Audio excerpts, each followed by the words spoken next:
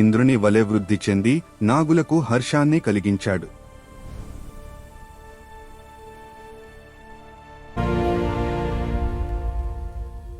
సౌనకుడు, సూతనందన, జనమేజయ మహారాజు ఉత్తంకుని మాటలు విని తన తండ్రి పరీక్షిత్తు మరణం గురించి ఏమి అడిగాడో అదంతా మాకు సవిస్తరంగా చెప్పండి అని అడిగాడు.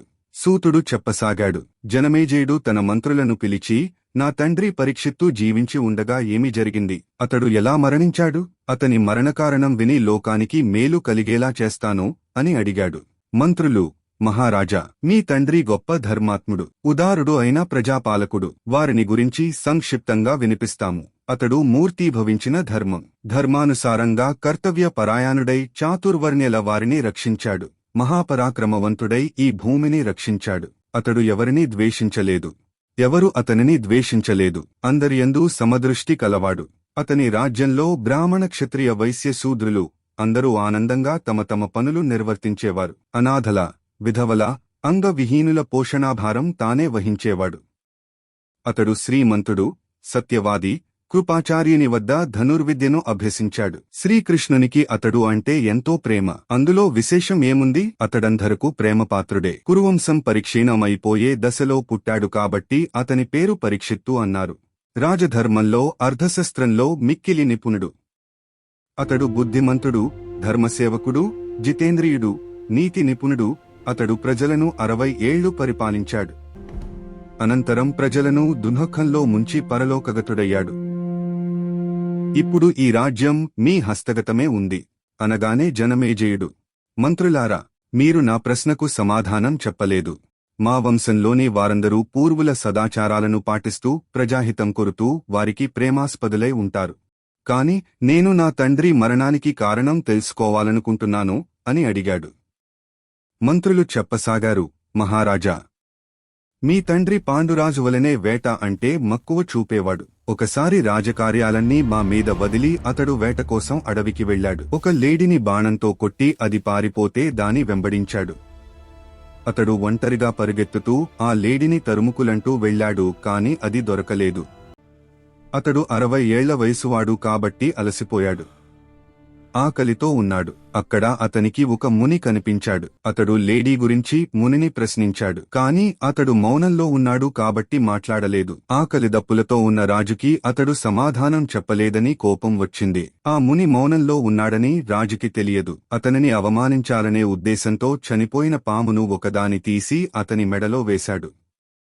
రాజు చేసిన పని గురించి ఆ ముని ఏమాత్రం బాధపడక శాంతంగా ఉండిపోయాడు.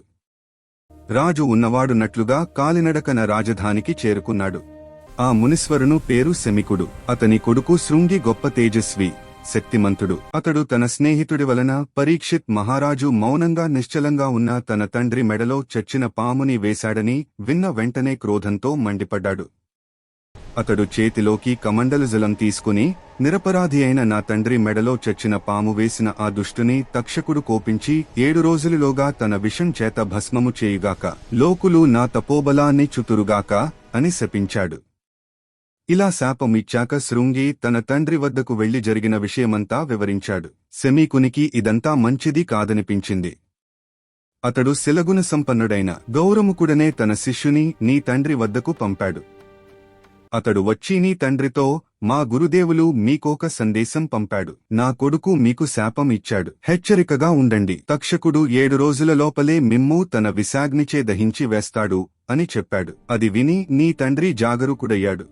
7వ రోజున తక్షకుడు వస్తూ ఉండగా దారిలో కాశ్యపుడనే ఒక బ్రాహ్మణుని చూచాడు. విప్రోత్తమ, మీరింత తొందరగా ఎక్కడికి వెళ్తున్నారు? ఏమి చేయాలనుకుంటున్నారు అని అడిగాడు. అందుకతడు, ఈ రోజు తక్షకుడు రాజుగారిని కాటువేస్తాడు. నేనక్కడికే వెళుతున్నాను. నేను అతని బ్రతికిస్తాను. నేను వెళ్తే తక్షకుడు అతనిని చంపలేడు అన్నాడు. అప్పుడు తక్షకుడు, నేనే ఆ తక్షకుడిని. నేను కాటు వేశాక అతడిని రక్షించలని ఎందుకు తలపోస్తున్నావు? నేను కాటు వేశాక అతడిని నీవు బ్రతికించలేవు.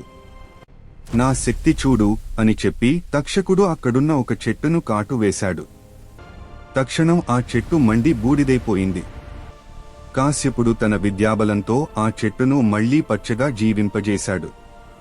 తక్షకుడు ఆ విప్రుని ప్రలోభపెడుతూ, నీకేది కావాలంటే అది ఇస్తాను అన్నాడు. నేను ధనం కోసమే అక్కడికి వెళ్తున్నాను అన్న బ్రాహ్మణితో తక్షకుడు ఆ రాజు నుండి నీవు ఎంత ధనం ఆశిస్తున్నావో అంత నేనే ఇస్తాను. నీవు ఇక్కడి నుండి వెనుతిరిగి పోవు అని అర్థించాడు. అది విన్న బ్రాహ్మణుడు తాను కోరిన ధనం లంచంగా పుచ్చుకుని అక్కడి నుండి వెళ్లిపోయాడు.